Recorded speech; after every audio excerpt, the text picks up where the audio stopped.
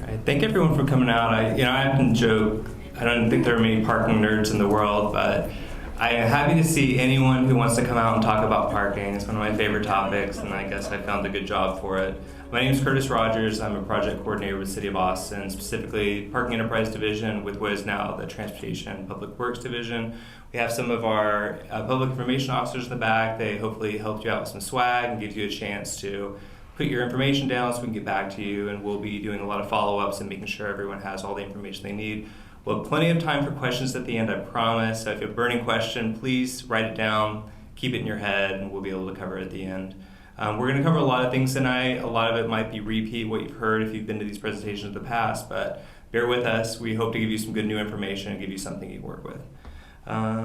So, really fast, the history of the PTMD. I apologize if you know this already. The PTMD stands for Parking Transportation Management District. The generic term for that is a parking benefit district, where some of the proceeds from the street parking come back into the neighborhood. It was planned, coordinate, and balance some of the key principles. We wanted to build on the local existing parking tools and create PTMD comprehensively.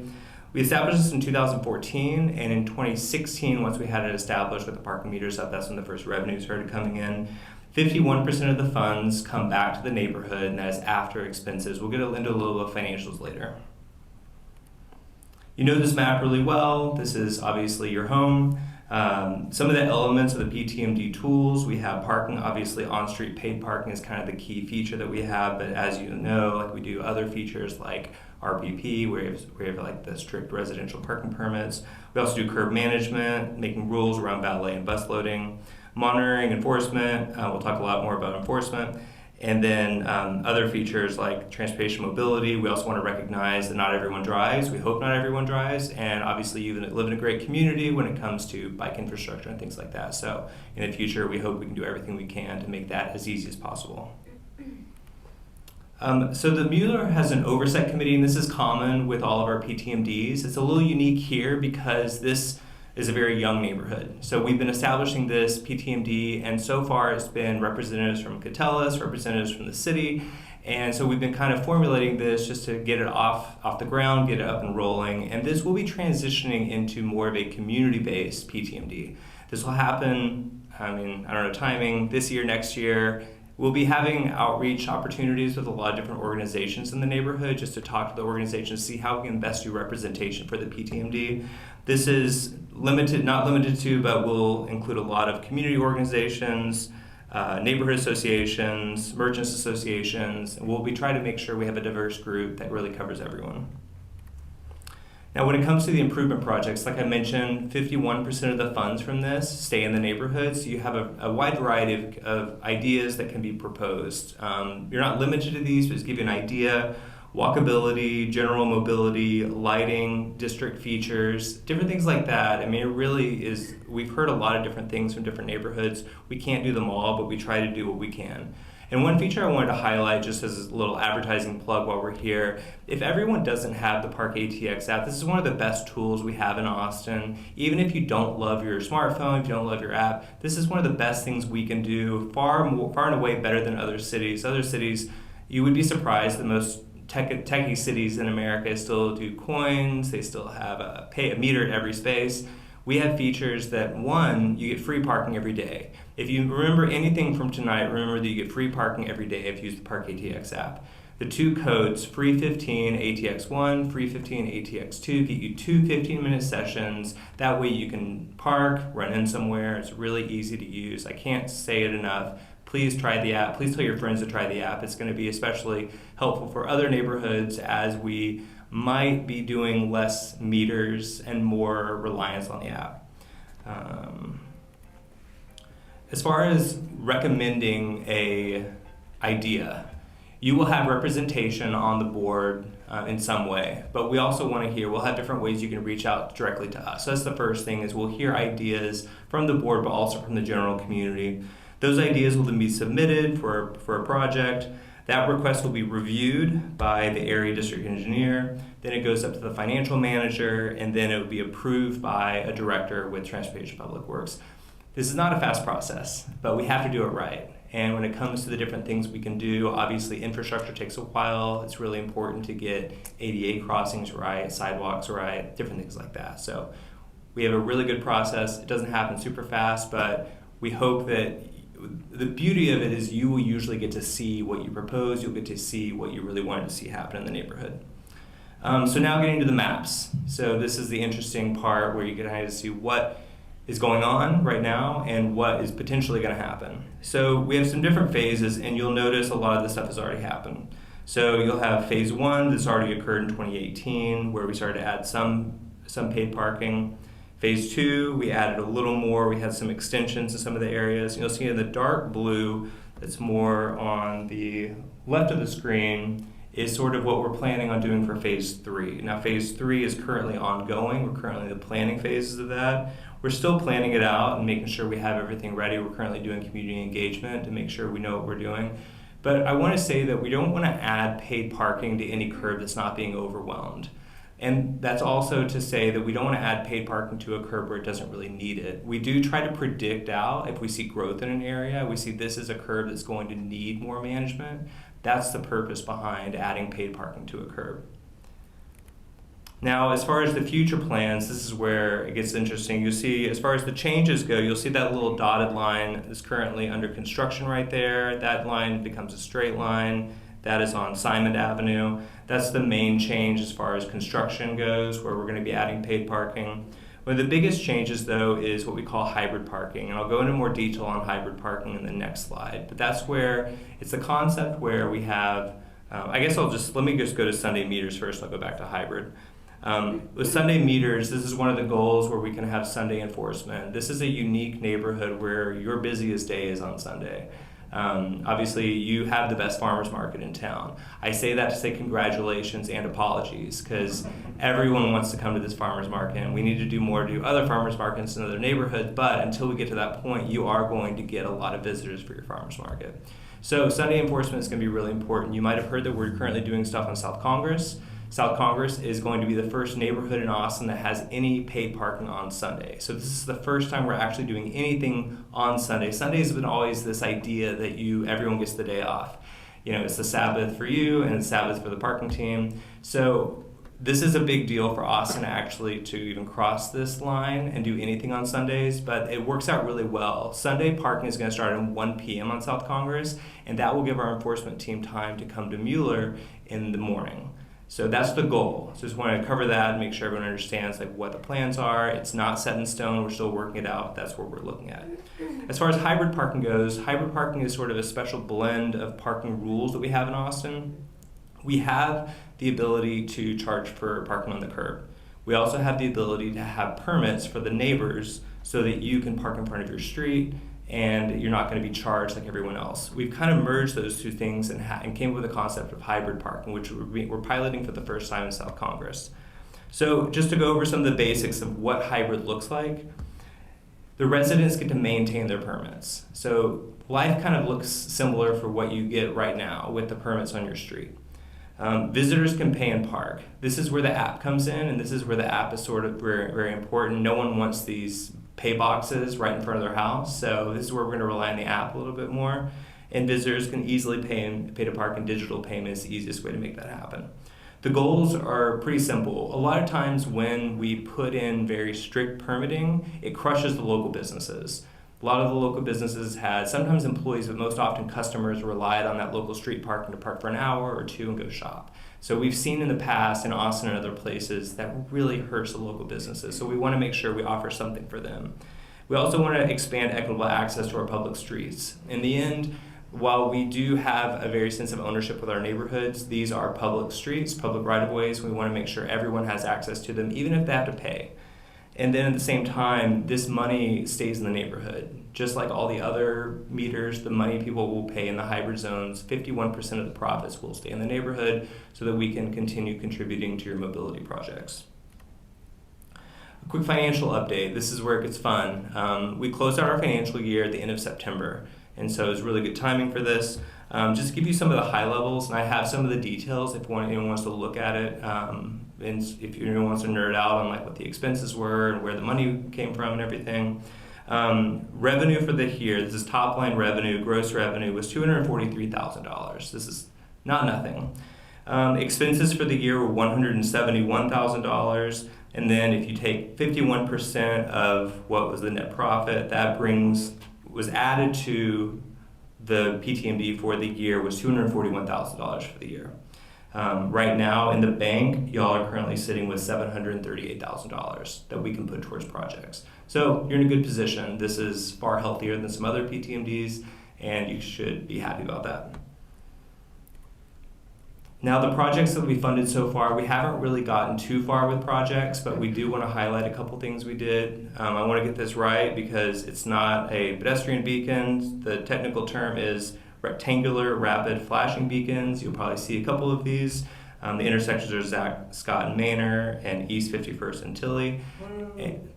Was that, I guess, is there a problem with that one? Well, we hope we've made improvements on that. But hopefully we can expand on that. We want to see more mobility improvements happen, and ideally we can make it easier for people to use other modes.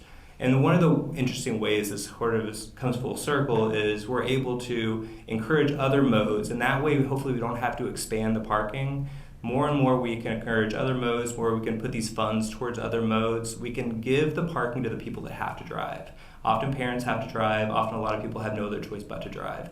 We want to do everything we can to rely on that parking for those people and encourage mobility options for those that have options.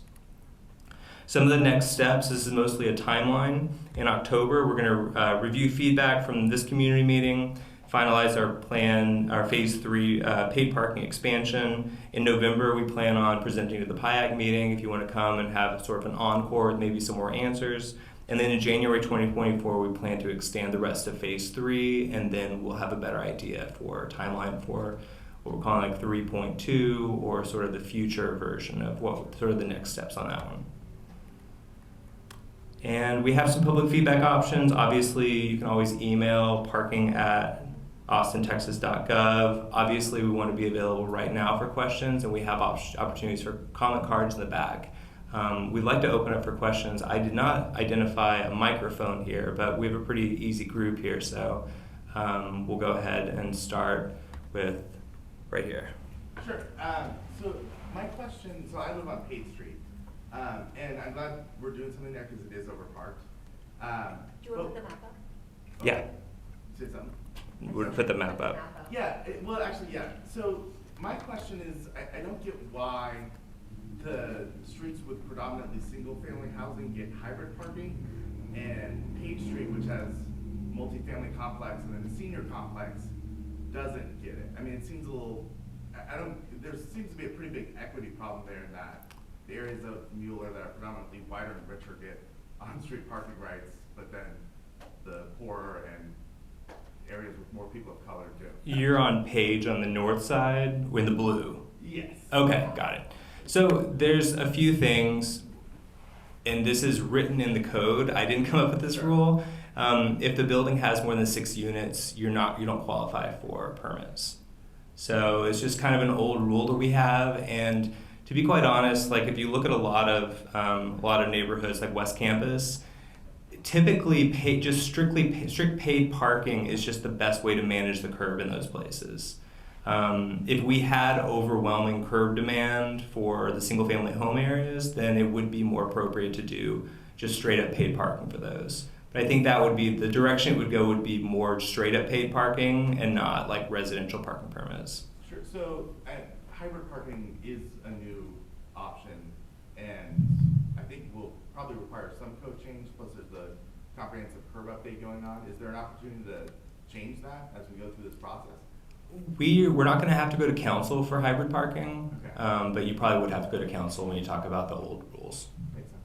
Wouldn't the development process handle that? Because when you develop a multifamily apartment complex, you have to have certain amounts of parking within. So while the single family, it might seem like the single family and multifamily, and it's not necessarily the more wealthy, because all of Robert Browning is affordable housing. It might seem like they have more parking. They actually have less, because you guys have an entire structured parking garage. It's just more convenient for the first floor residents to park on the street and walk into the residence.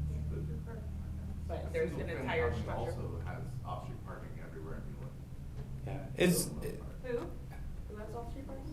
single-family housing also has off-street parking. Yeah, so we have two Yeah. garage spots versus like a four-story parking Right. garage, so. Yeah, but I mean, generally, in the one I live, there is one parking spot for every 1.25. Yeah. Typically with apartments, and I don't, obviously that might just be strictly residential. A lot of apartments are also above shops and things like that, and Right. Well, that's why I point out Page, because there are no Right. shops. I mean, it's typically the demand is going to be too high there to have like parking. RPP permits are basically just a free pass, and typically if we were to offer those to an apartment, there would be so many of them you would be fighting for parking, and so it wouldn't. The goal is to always have one space available, and there's just not enough curb space. That's part of living in a great city. Is no great city has been known for its abundant parking. So, and then let me just ask one follow-up to that, and I'll let it go. Have you guys done any outreach with the Overture? Because I know there are a lot of folks who have mobility issues who got first floor bedrooms, so they can specifically park and then have easy access into their homes. Easy access to the street parking. Right. A lot of people that I know there have bought first floor apartment complexes so they can park right there and have closer access because they have mobility. I'm not aware of any conversations. Okay. Mateo? Yeah, two quick questions. One is, have y'all started to think about what's going to happen around the Tower District as those projects come online in like phase 4, whether we might need some parking management down there?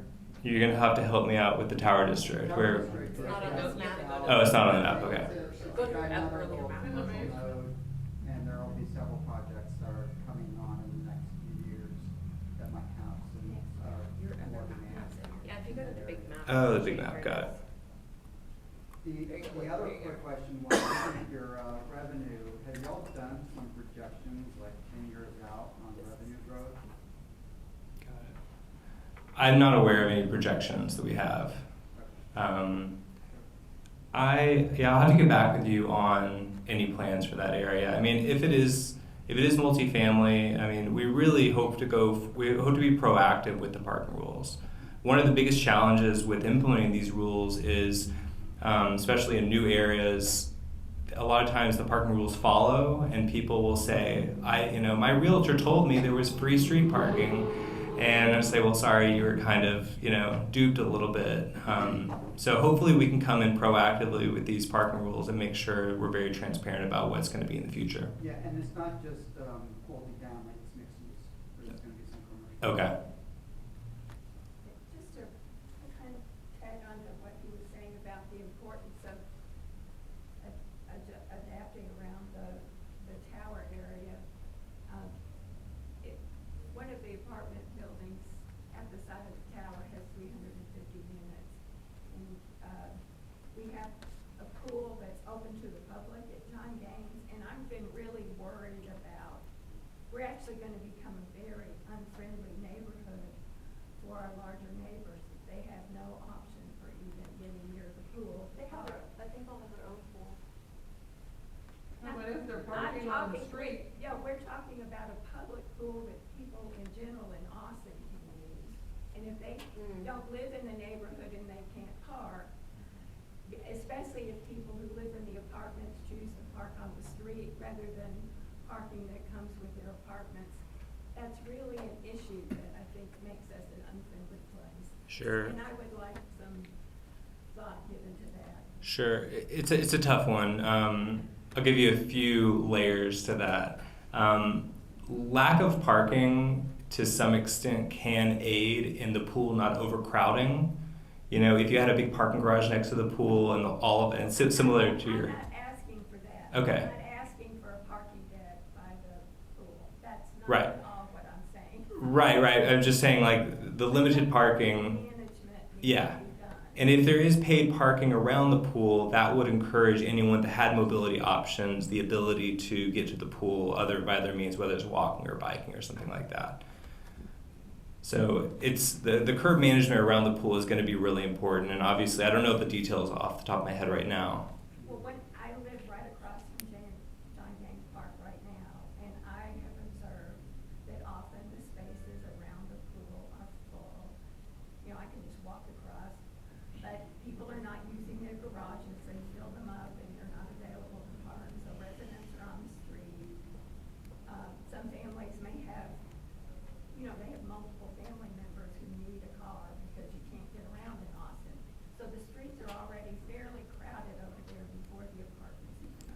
And sometimes what we'll do is, some of the streets will be hybrid and some of them will be strictly pay to park. And that way it's essentially a way to create more turnover, is making it strictly pay to park. Please look at that area. Yeah, definitely. Yeah, thanks. Seaholm shirt.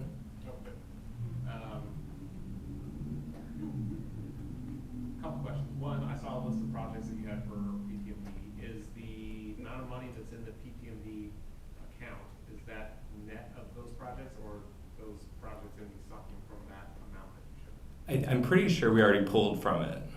Does that sound? Or the number I showed as far as what's in the bank right now. Yeah, the only project that money, I'm sorry, Jill Fagan with City of Austin, the only project that money has been spent on are the rectangular rapid flashing beacons that have been put at Zach Scott and Manor and Tilly and 51st Street. The other items that were listed as potential or, project ideas, I think those have been ideas that have been kicked around since the PTMD application was put forward. But there's not a They're just specific examples. project on, there's no other specific project planned at this moment. And I have a couple follow-up questions. So, is there, in terms of the rules of how the money can be used, is there a document or something that specifies? You show us a list of examples of how money might be able to be used, but is there like guardrails about, well, you definitely can't use it for X, or you definitely can't use it for Y? And also, is there a limitation in terms of boundaries where it has to be used within a certain area? I believe it has to be, we have what's called the PTMD map. It's basically this. It has to be used within those bounds. That being said, So the entire neighborhood is the bounds? yes. But that being said, I mean, like something like bus passes, obviously you could take the bus out of the area. A bus pass for local employees or even residents could something that qualifies. I don't think we have a list, and mostly because these projects are really big, and so we haven't funded just like 100 projects in Austin using this. So we're sort of growing the list as ideas come in. And so if you have an idea, please share it, and then we do need to come up with a list just to give people a guideline or give people more specific examples of what we have. Typically think of anything that's alternative, anything that, especially we like to cover things that have a low common denominator of general use. And in my neighborhood, we also have a PTMD, and like the ADA ramps for sidewalks is sort of the most common thing. Not only is it ADA, but it's great for strollers and things like that. That's kind of the most common one I think that we've seen happen, but we're really open to all ideas. Okay, I have a few more questions. But I'll- Okay. Yeah, question? So can you put the slide back up about how projects are selected, who nominates them? Okay, so who is the oversight committee? So that's going to be changing soon. Who is it now? Right now, it is Catellus, Economic Development, and I think that's it right now. And Austin Transportation Public Works. Could tell us, not the PLA? Correct. Okay, so that's the group that put in the request for the RFPs on 51st and all, okay. Whereas if we had had input, we would not have requested that treatment. We would have probably requested a pedestrian hybrid beacon where traffic actually has to stop for school children trying to get to the new school. That's why I think Preston led up Got it. the boo. But it seems like an odd construct to me. 51% of the money comes back to the neighborhood, but then the money, it sounds like, is typically used for things the city of Austin should be funding out of our tax dollars anyway. Things like putting in signals, things like marking crosswalks, putting in ADA curb ramps. They've been required since 1990. Why is the PTMD money that comes back to the community having to pay for things the city of Austin should be paying for? I mean, they likely would happen. I think you speed up the process if you're able to contribute funding, and you might not be funding it 100%. The city can come in and also help fund it. So it's basically helping you prioritize things, especially with money behind it. I agree. I mean, these are a lot of things the city would do anyway, but there will be things on the list of options where the city doesn't really have a priority to do that, but you could say as a community, we want to see that in our neighborhood.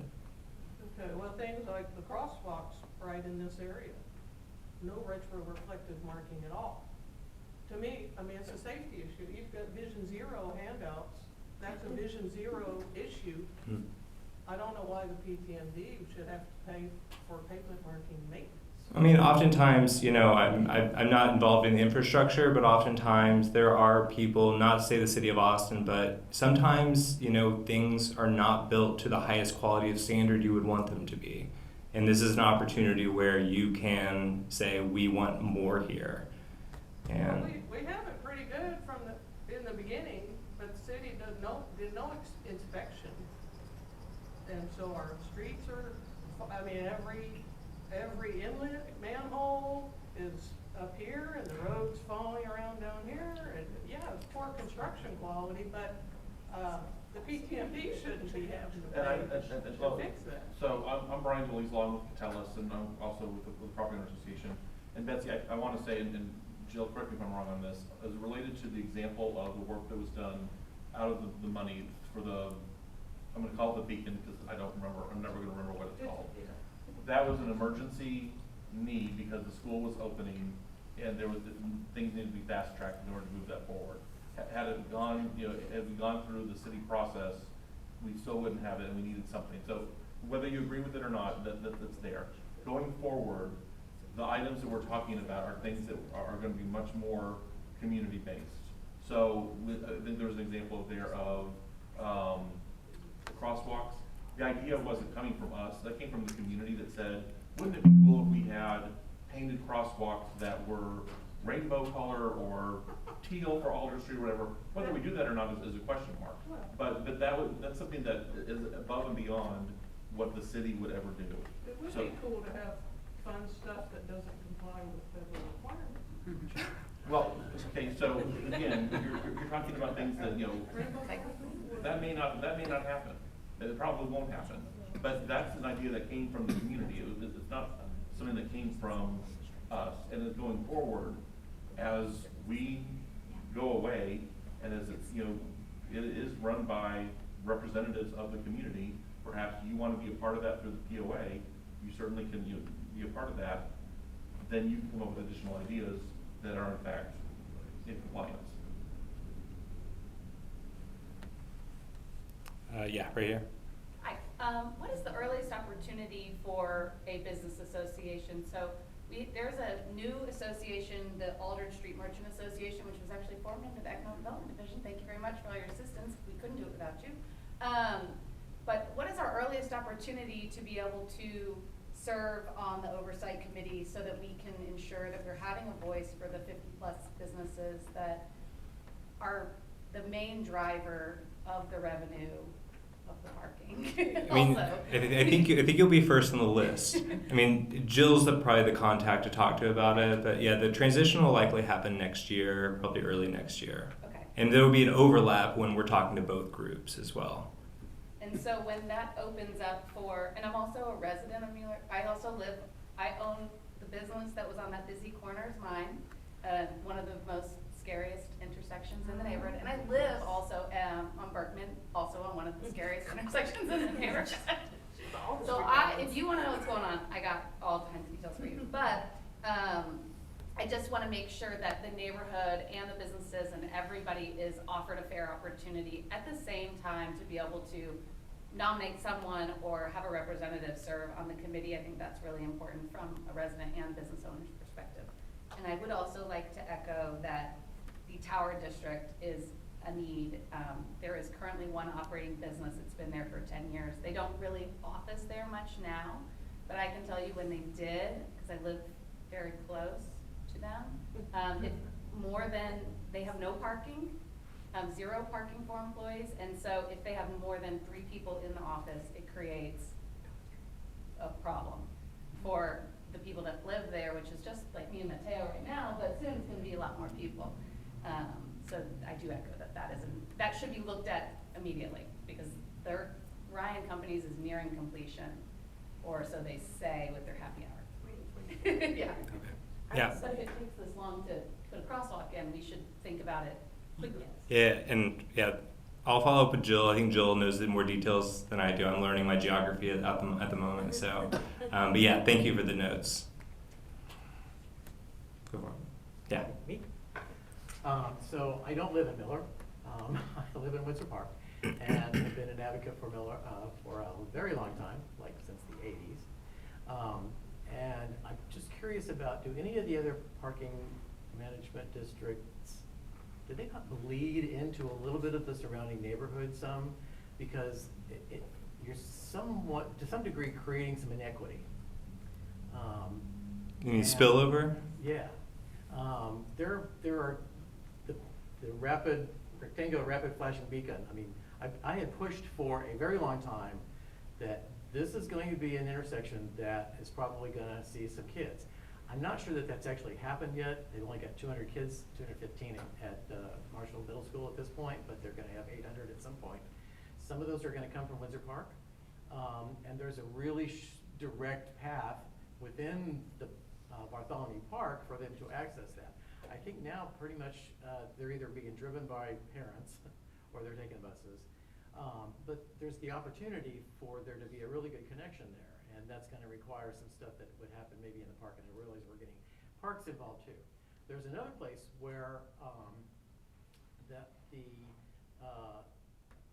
it's within the area of the 51st Street improvements project between Cameron and 51st, and there's already right-of-way that's been created across from Miller Boulevard to go through the property and cross the creek is the big problem to access Broadmoor Drive, and then I think it's Nassau, I should know better. Anyway, that would provide a lot of bicycle and pedestrian access because there is no streets. There's a huge block there where Windsor Park has no access. Basically, our only access is at Berkeley. So it's like those projects I think are worthwhile. I have no idea what the neighborhoods along Manor Road or Airport Boulevard would like, but I bet there are some. And so I think it's worth considering at least contributing, not maybe funding all of them, but contributing to those projects. Because I don't know why it's so strictly bound. It's like this project affects all the surrounding neighborhoods. Miller. Well, yeah, and just to give you, I don't disagree with you, and I think the stuff you're listing is not, it's not going to be avoided because it's not a part of the bounds of the district. I think there's a lot of things that the Parks Department and the city will likely work on and should work on. To use your example, we have a lot of areas in Miller that do not have paid parking, but they're going to benefit from the paid parking. So I think it'd be hard for us to say, well, we're going to push it to Windsor Park when we're not even covering all of the Miller area. Does that make sense? Like, I think there's opportunities to do everything you said, and I think we should do those things. I think for the purposes of this specific fund, I know it looks like we have a lot of money in there, but that can go really fast when it comes to infrastructure projects. I get that, but it's just like, this is all infrastructure that's less than 20 years old still. Yeah. And whereas Windsor Park, it's 60 years old. Yeah. Or more. I mean, Some of it's. yeah, and I'm not here to create a new PTMD, but I know there are projects in Windsor Park that could create opportunities for that, and it's my expectation that we will see more PTMDs form, and that is sort of like what happens when neighboring districts see what's happening, and sort of the entertainment districts can carry on farther, and then that can be the outcome. So. Wanted to get it out there. Thank you. Oh yeah. I think we're on the same team here. So I live on Ruiz Street. I have for the last 7 years now. So if you go to the map, I'm in the epicenter of this hot mess. Yeah, if you go back one, I live right between your blue and your yellow there. So I feel like you purposely draw lines right around me for no apparent reason. We'll go to the next. Go to the next. Oh, I love the next one. This one I That's love. what's coming. This Can is we what's just coming. go straight to this? Like, Yeah. why even do the three if we can't? Because the three's like the other part. The three's wasn't ready in place. Yeah, the three's happening. If you go back one, This is all happening. just curve.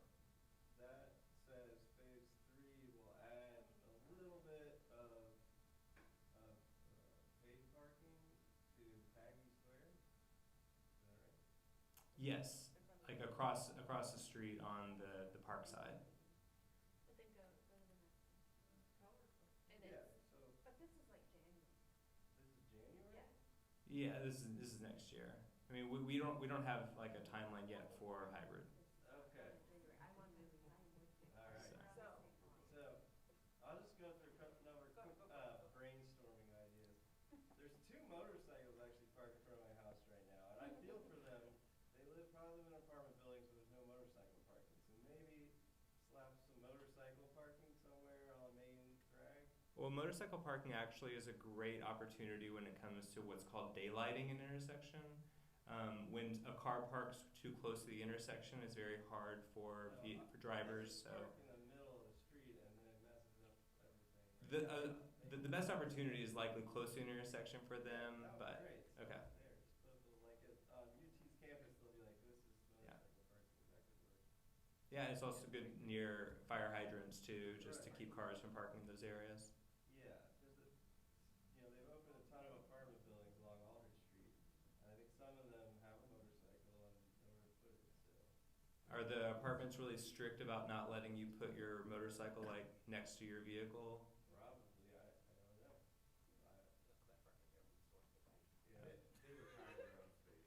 Got Yeah, it. they will- I don't think they also know, at least when I rode a motorcycle, you can park it in meter spot and not pay the meter, right? Yeah, it's one of the best kept secrets in You Austin. need a big billboard that just tells you that. Maybe. Yeah, well, the Vespa store should advertise that, free parking. it really should. Maybe a spot would be good. Yeah, We had that happen in yeah. front of our business. We had a bike park there for 2 months and I had to call every day to try to get it.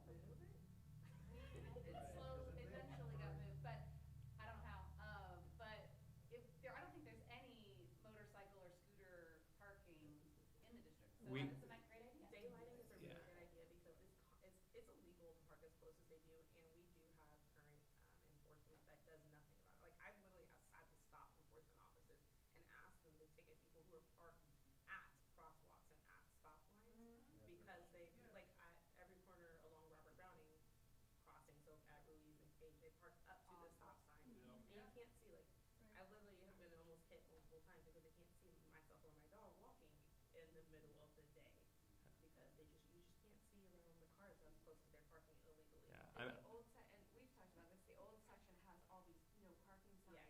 and we don't have any. And same with like clearing driveways, so like at Yeah. Robert Browning, The trash cans there's can't get through. the trash, I can barely get out in the SUV half the time because there's parking directly across from the driveway and then parking on either side of it. And in all fairness, if a neighbor's parked to the right of our driveway, it's because they're trying not to park too close to the stop sign. So there's really only one legal parking spot, but it makes it impossible to turn left and right Yeah. out of the driveway. Yeah. And you can't see if someone's coming down the street as you turn left Yeah. or right out of A lot of things there.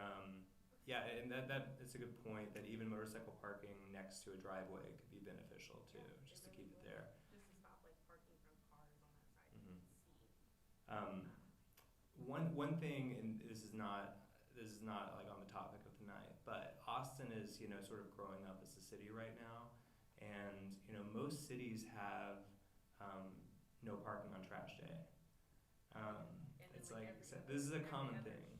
Every other like Thursday or Friday they'll have street cleaning. Yeah. For street cleaning purposes and so people just don't park some places forever. Yeah, Austin street cleaning, you can see the zigzags they do around cars. And it doesn't make any sense to me, but obviously people really cherish their street parking, and so it's a heavy lift for us to change that. But I totally agree we need to. And in other cities in America, what that does is the added benefit is it just clears out the cars.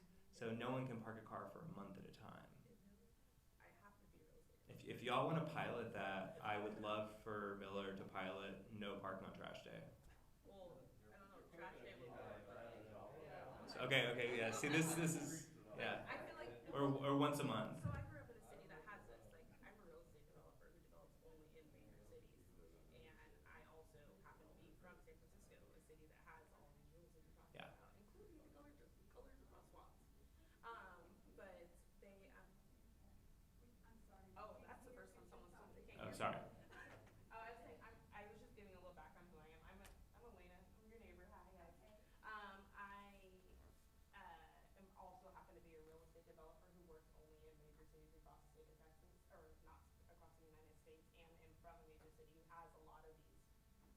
talking about, and I asked about the daylighting, which is essentially making it so you can see better around the corners if you're for the motorcycles. But really, I wanted to ask more about the hybrid and the hybrid parking because, and give a little insight to people who are concerned about the Tower District situation. Because I live in the Tower District situation. I live at the building that's on the corner of Robert Browning and Maddie. So I look at the apartment complexes. In fact, they light up my bedroom every night because the stair lights don't go off. So the tower's the other end. no, for people who are concerned Oh, about yeah, the yeah. Tower No. District, I live in that. I live in. It's a big No, problem. I live in that situation. Right. I don't live there. Yeah. I'm already in your situation. I will tell you that the construction workers are adding to your problem. They add to the problem much worse than residents do. Because the residents won't park more than a block away from their apartment complex. They don't even. And I live a block away. Yeah, literally so- from the Yeah, tower. they The park on residents- Ruiz and they'll walk 2 blocks. That's- Residents will bring, well, their guests do all the time, and I will tell them in a heartbeat, like other places they can park. But, they rarely will park. I live Near us. within that area.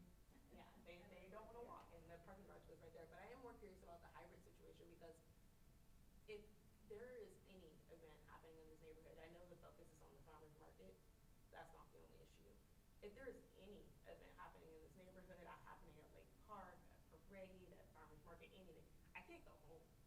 Like, and we do use our garage, and we still can't, because we park a car in the garage and a car in the street, and we can't go home. Like, Rock the Park, Lantern Festival, every farmer's market, and I understand the concept of the hybrid parking and that it's meant to help and that we get parking passes plus paid parking, but. And it does transition to resident only at a certain hour, if that So- helps.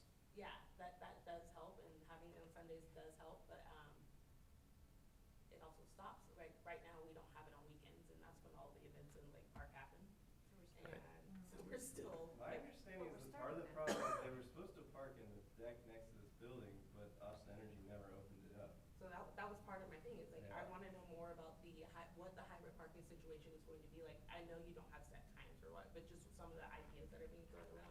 And two, this is like, City of Austin's City Hall garage opens to the public when they're Yeah. not in use, but this one doesn't. City Hall's changed. I don't know if you've been there Old. recently. Yeah. I don't go downtown anymore. I got old and tired. But like, We park there, it's the city hall. yeah, so I'm saying, you pay, but like. You it's pay. still open. You This pay, garage yeah, never opens, like. The Austin Energy Garage, we're talking to them. We're hoping we can get something done. We're not sure if beyond the first floor, if there's an easy way to park and then exit without walking the ramps. We're trying to figure this out. And I know this has more to do with development than you guys, but it also needs to be the case that we have these brand new apartment complexes going in, and it is something that the city can control, but not at this phase, but like when they're going through development, this new Omni Branch Park has commercials, units on the bottom that are loft style, and storefronts. Space is gonna be available, but no, their entire parking garage is for residents only. Not a single parking spot in the parking garage is open to the public. So like, that makes absolutely no sense why But you're gonna Elena, we open. do have 2 district parking garages that serves all of Orchard Street. The one that's currently open, that people have known about for a while, the one that would be behind the Alamo Draft House, and then the other garage, which is for, partly for teachers' retirement system during the day, but also even during the day. The first floor is open now for non-residents to use for all of the I retail understand spaces. that, but if you think about it, my street is closer than those parking garages to these new businesses that are gonna be opening.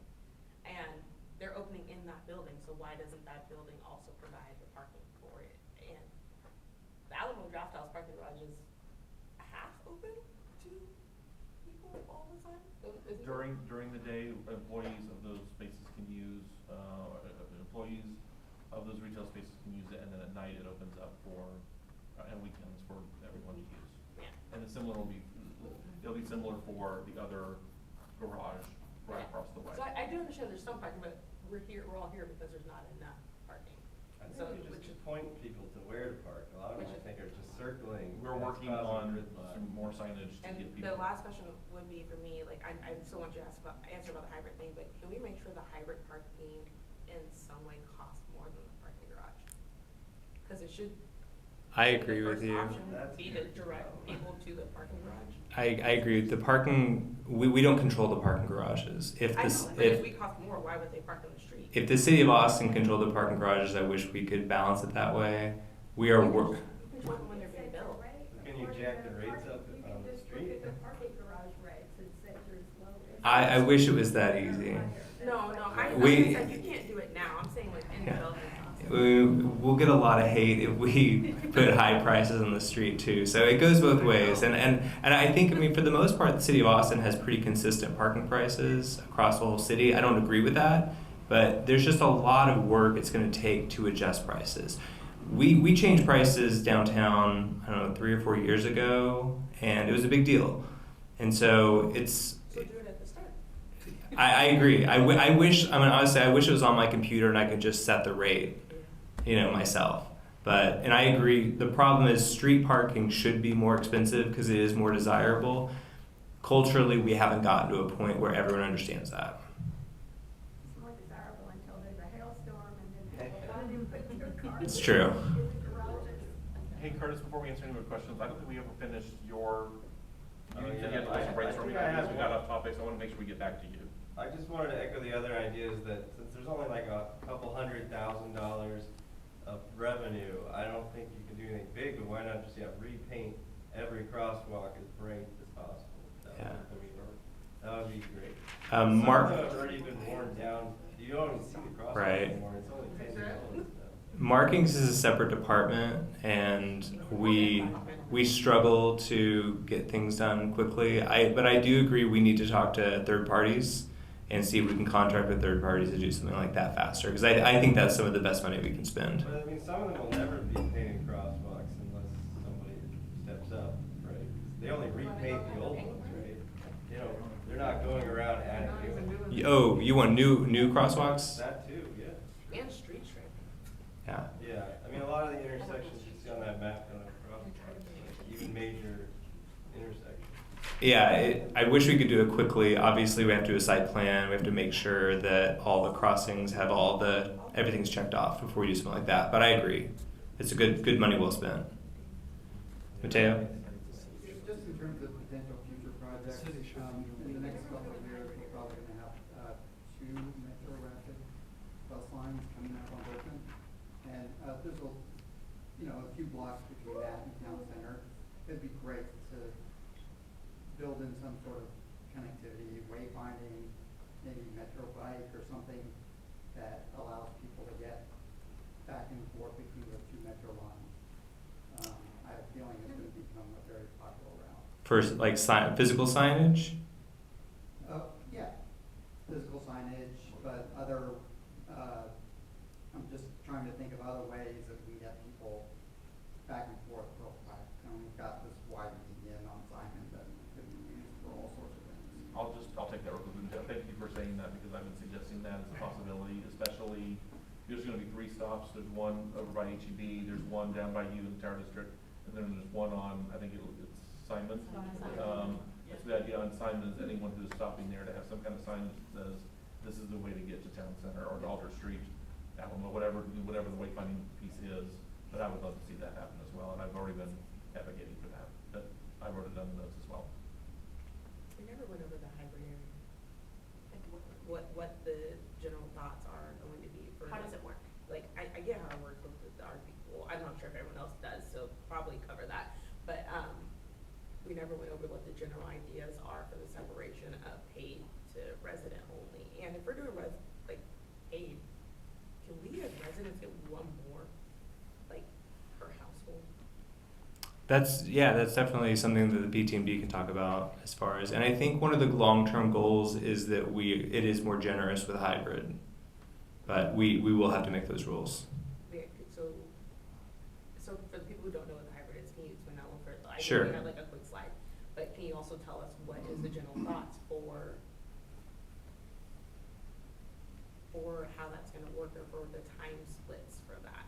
Yeah, I mean, up until now, we've really had three options for streets. The free-for-all chaos, the strict permits that really kind of privatize the public street, or meters. So what we're doing is recognizing the free-for-all doesn't work very well because the street is too valuable and people will overpark and park too long. So what we've done is created sort of the hybrid of paid parking, but also recognizing the residents need consistency and they're not just going to pay to park in front of their house all the time. So we maintain the permit program that we have for the residents. Ideally, we'll enhance it for hybrid instead. So like some of the things you're saying, I agree. But also not deny those people who want to park there, but they can simply pay and easily pay using the Park ATX app. So timing, that's the big thing, like the timing, because I get that every night's not like a Rock the Park thing or an Right. event in Mueller, but like there's a lot of them, and it like Yeah. half the time I don't even know where they are because travel And that's where it's going to be good. You know, I've talked to Brian a lot about directing people to garages in those situations. If you're going to park beyond this hour, do not park on the street. You know, or park in the commercial district and pay all the way to midnight or something like that. So that's going to be important. Spencer? Yeah, so two questions. One, I don't know if this was covered, I don't know if you guys have an answer yet, but do you know the time of like when metered parking, like when is it gonna be metered from? Typically, I mean, normal metered parking is 8 a.m. to midnight. Okay, But I need to check and see if that's going to be consistent for this one. that makes sense. And then in an earlier version, the one you guys presented to the Robert Mueller Plan Commission, it had commercial vehicle spaces and then loading spaces on Garcia and Page. Is that still the theory? I can't say. That's we can check on. Let's write that down later, and we can check on that. Yeah, I mean, like the reason I say is, you know, I get code is code, but like I feel like anyone living in a multifamily complex is getting screwed here. I mean, you know me, if it were up to me, everything would be paid. You know, I love riding my bicycle here, but you know, homeowners don't own the spaces in front of their homes, right? So they have no more right to any space than somebody in a multifamily complex. And you know, we talked like the whole night as if apartment residents are the other people, right? We always get screwed when it comes to public comment. So, you know, if we could do some engagement, especially with the overture, because I feel like those are the people who are really gonna be hurt by this, you know, right? If you're already a low-income senior and now you have to pay parking for, you know, your medication. You can be low income and still be in a place that's market rate. It's not. Yeah, I know what you mean. It's not 100%. No, there is not a single apartment complex in Mueller that's 100% market rate. No. But I see what you mean. I mean, we're currently walking back from strict RPP, so we're not implementing this like fresh, and maybe we would do the same. So we're kind of walking this back from strict RPP, which has been the only tool we've given Austin residents until now. Right. I just think some thought as to what we can do to help multifamily tenants, right? Whether that's, you know, like loading spaces are really helpful. If you need to run in real quick, you don't want to go to the garage, right? A quicker way to get in. Or, you know, my complex doesn't have guest parking spaces, and I don't think the Overture does either. So, you know, if there were a way to have guest spaces that you could get extra pass out of, it does? Okay, I don't know. Like the commercial, like There you go. Well, I know my complex does, Well, and I don't know if the new ones do. I will say, you know, managing, like when we don't manage the curb, then a lot of these places just know they can push their guests to the street. But once we start managing the curb, it does put pressure on these larger developments to say we need to come up with better plans for our residents, including visitor parking on site. And again, I'm all for this plan. I just don't particularly like that we're giving rights to single-family homeowners that aren't being given to multifamily. I mean, yes and no. I mean, multifamily, if we offered the same thing, like I said before, the street would just be covered in people's cars, and they wouldn't park in their own garages often. So We don't know that. We've never done it. you look at other cities. You can see how other cities have operated with this. Or like, can I get a pass to go park on Ruiz Street? No. Right. well, they would not be parked on Indeed the last Yeah. 10 years, and I live right next to it.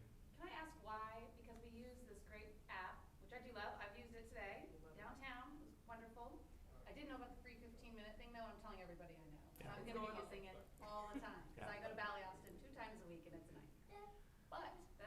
why I'm talking. But why do we wait until construction is complete to begin charging? Because Mueller Boulevard, we don't need, all we have to do is put up a little sign or anything, right? Because they don't have to put in the paid expensive parking meters and all of that now. And so there's constant issues on Mueller Boulevard with illegal parking, and obviously we're not generating any revenue from all of those construction workers that are taking up all of the free parking is taken up by 7 a.m. They should be And they parking stay where they're supposed to be. all day. Not doing it. And so then our guests for our businesses are forced to pay, which is fine, but it's just a little, it seems like we're missing an opportunity to generate some revenue here, and it also is unfair to the people that live around it. And I can speak to, the same thing's happening in the Tower District, because every morning, they're the first people there before the school bus comes at 6:45. All the construction workers are parking, because the job starts at 7.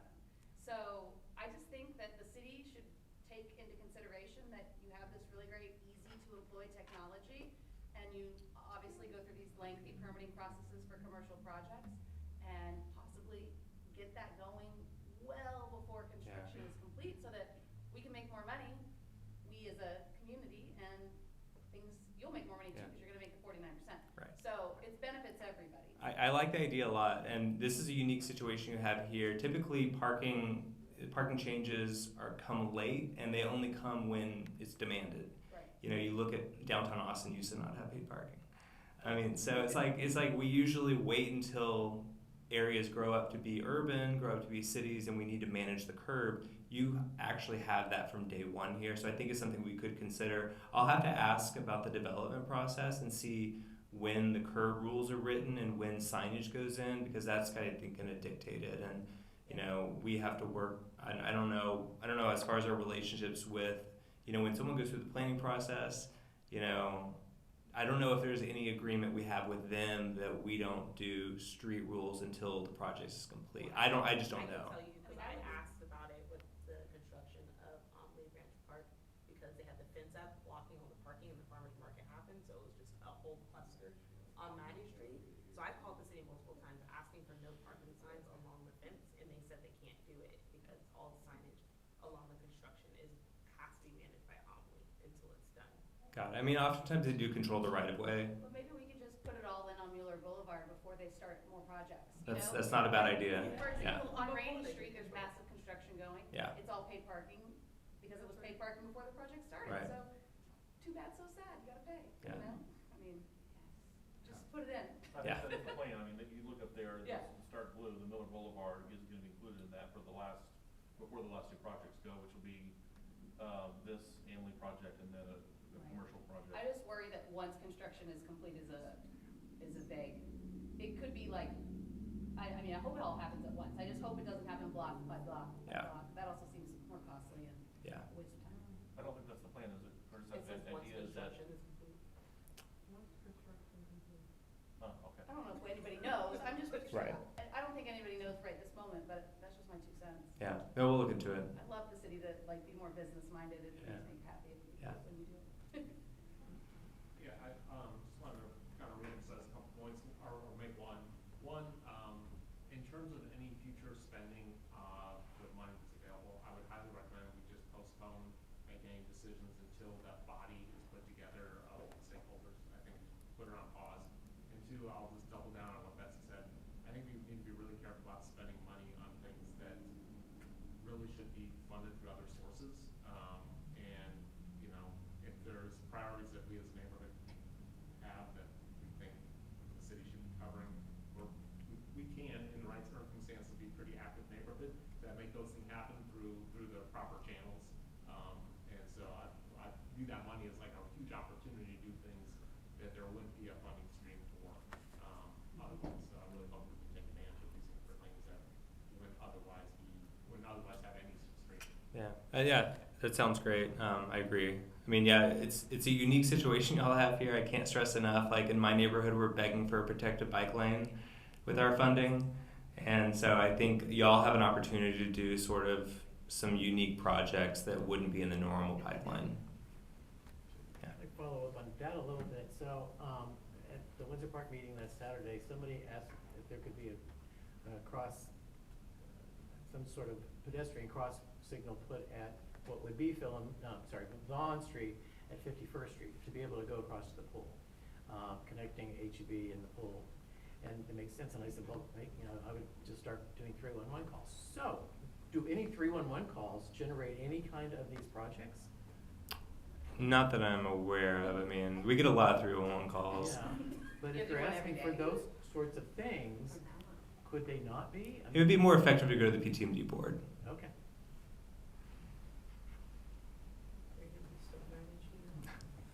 I mean, I'm going to hear it too, so I'm going to be a part of those conversations as well. 311 works. It works. If you've never used it, there's an app. You can even put whatever your issue is on the, One of the things that I really want to clarify with enforcement is parking. Like, a couple of people have mentioned in front of stop signs and blocking crosswalks, that is also going to be really addressed with all of this. With fire hydrants, Fire there's two hydrants. on that. Because like to your point, like I live right smack I feel like I'm in the farmer's market every week, and we can't leave our house, we can't get to our house. Yeah, and it's really horrible, and you can't walk. I can't even walk around there because people don't know where they're going and they can't see because everything's blocked. Like, we have to fix that, and I'm begging for this to fix at least that. Oh, me too. Yeah, I mean, I think that entities like beyond parking enforcement, I have to look into what they're able to do and then what we need to look at other law enforcement asks them to do as well. But it doesn't take away from the fact that we do better on paint and signage just to make it very clear, or motorcycle parking to make it clear where the lines are drawn, things like that. Yeah. So, all right, one last idea for multi-school. So, I get the perspective on there are more residents on a street for multifamily, so that could cause parking issues with RPP. But like really the part that really sucks is the gas parking, right?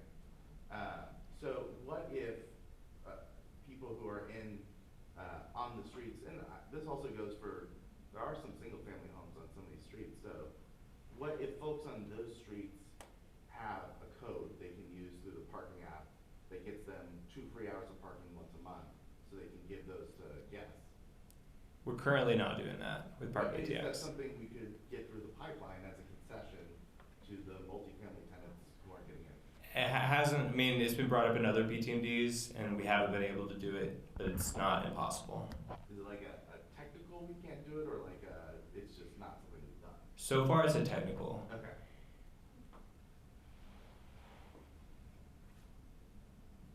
Question. Yeah. But in front of Ivy Squares currently it shows new metered parking. But currently one side of the street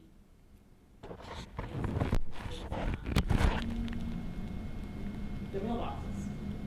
So does I'm assuming that's gonna stay then?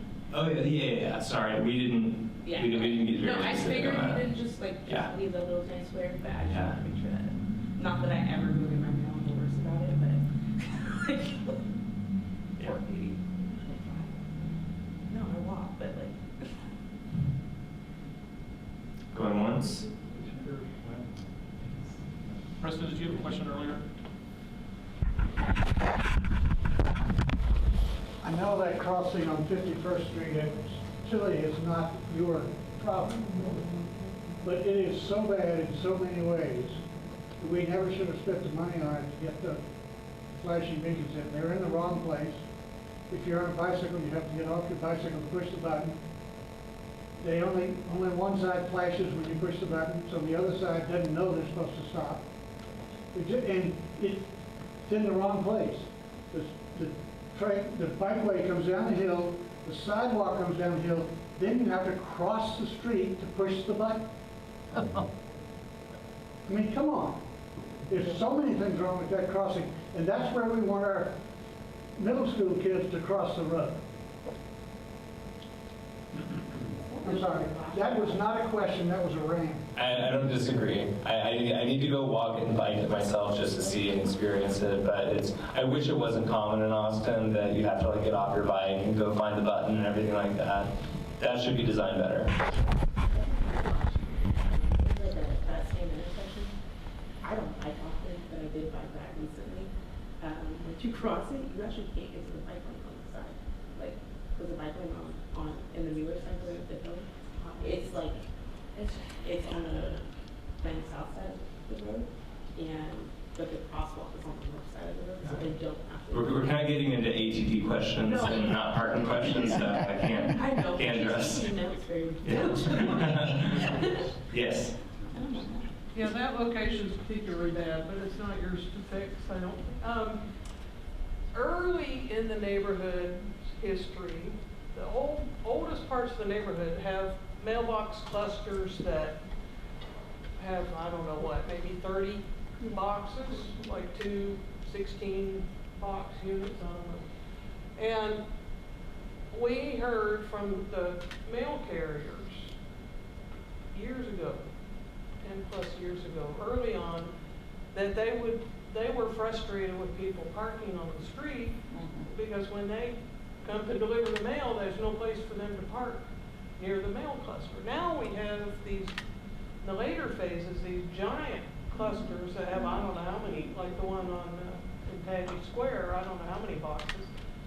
Have y'all ever thought about carving out a spot for mail carriers to park? I mean, It's a service zone. is it a service zone in front of the big ones? Okay. Because I don't see one on Tom Mueller in the new section just off Tilly. That new part of Tom Mueller has a huge giant mail cluster and there's nothing, I don't think there's a space there. Yeah, I mean, it sounds like it's needed. I don't know the spot. I don't know if it's in the right of way or out of the right of way. It is, okay. Well, I mean, the parking's in the right of way. Okay. So, one thing just for everyone's information, I'm 51st and Tilly. I'm on the Bicycle Advisory Council. And so that project is actually going to be redesigned as part of the 51st Street improvements from 35 to Berkman. They're going to extend it a little bit to fix that intersection as well. To fix what they just did? Yes, but there's an electrical delay there, so they first got to figure out the electricity. And then the project, I believe, is currently slated for 2024 right now. But if the electrical problems get worse, it could be 2025. You had a parking question? Yeah. Who's in charge of parking at Lake Park? Lake Park. Lake Park parking on your map. It's called Parking lot.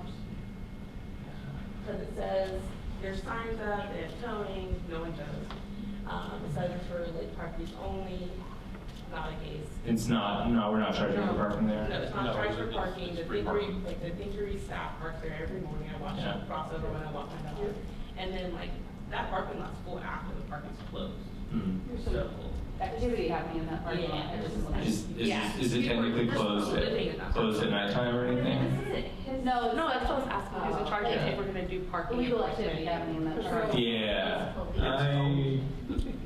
I believe that parking lot is owned by the POA, because Lake Park is done by that. We were required by the city to keep that as free parking. We know there's an issue with people, because it's free parking, it's a free-for-all, and we've had construction workers that are parked there. We've had, your point, Thinkery employees, etc.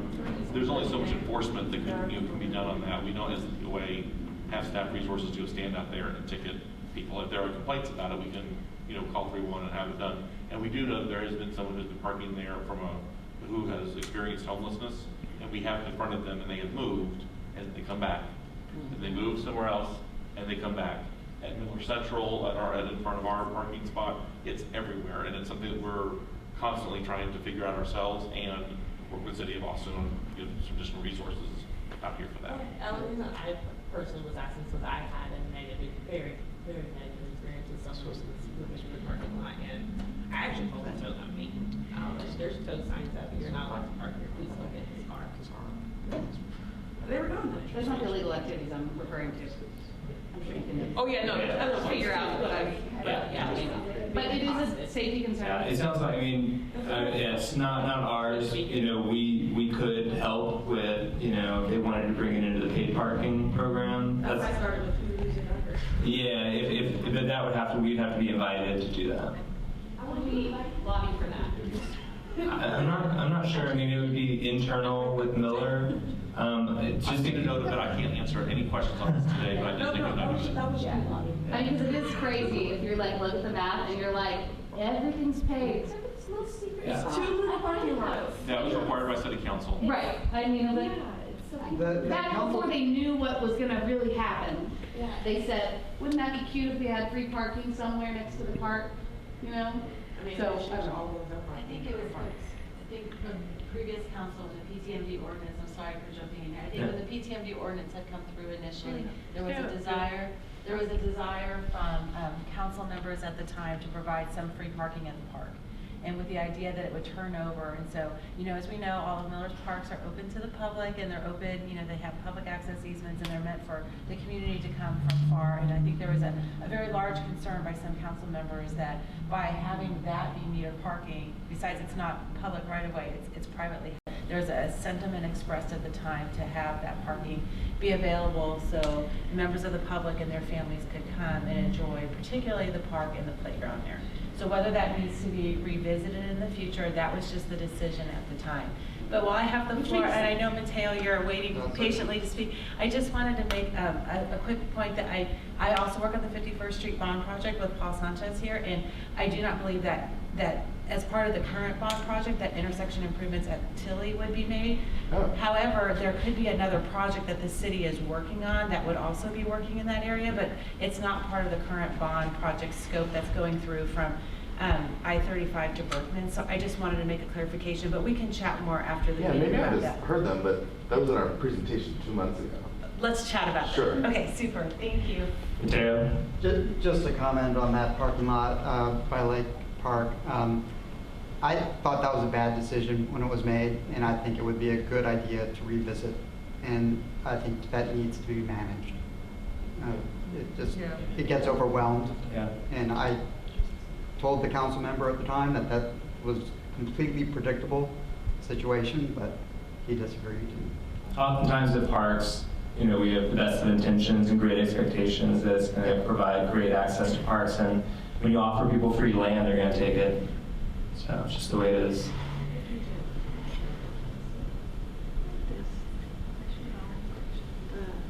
Yes? Austin City Parks close at 10 p.m. They have a curfew. Can't we say the parking lot's closed at 10 p.m.? Wouldn't that stop some of the activity that's going on late in the evening? Speaking as a citizen, yeah. Yeah, I mean, I believe the parking lot probably does close at the same time, whether people choose to stay there after 10 p.m. But if you ticket them, Well, then If you call the tow company, they would only have the other thing we can do is I can talk, so the POA has a security patrol, and we can ask them to go around and check on that, so I made a note to do that as well. yeah, but just ticket them a few times. They'll get the message. I don't think you can ticket if there aren't rules in the parking lot. Well, if the park closes at 10, can't the parking lot? I mean, it's obviously part of it. Yeah, we'll look into it. Okay, just a suggestion. Yep.